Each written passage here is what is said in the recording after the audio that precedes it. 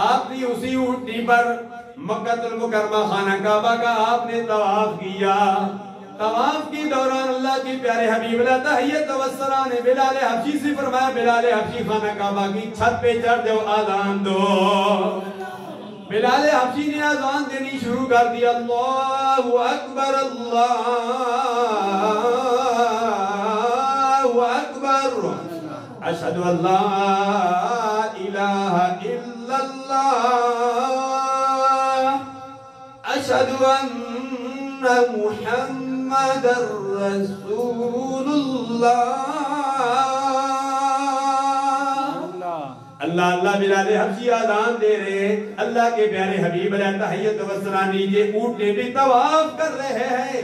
اللہ اللہ بلال حبشی نے خانہ کعبہ کی چھت پہ اللہ کے پیارے حبیب کی طرف رک کر کے آذان دی. اللہ اللہ امام الانبیاء علیہ تحیت و السلام کی اونٹنی چل رہی ہے.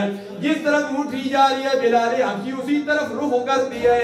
ہم آذان دیتے ہیں, مؤذن صاحب آذان دیتے ہیں. آذان جب دیتی اس میں حکمت کیا ہے؟ حی علی الصلاۃ کہتے ہیں, حی علی الفلاح کہتے ہیں. ہم اپنا منہ کبھی دائیں طرف موڑ لیتے ہیں, بائیں طرف موڑ لیتے ہیں. اس لیے موڑ لیتے ہیں کہ بائیں طرف اللہ کے پیارے حبیب علیہ تحیت و السلام آرام فرما رہے ہیں. سرکار کو نہیں فرمانا حی علی الصلاۃ.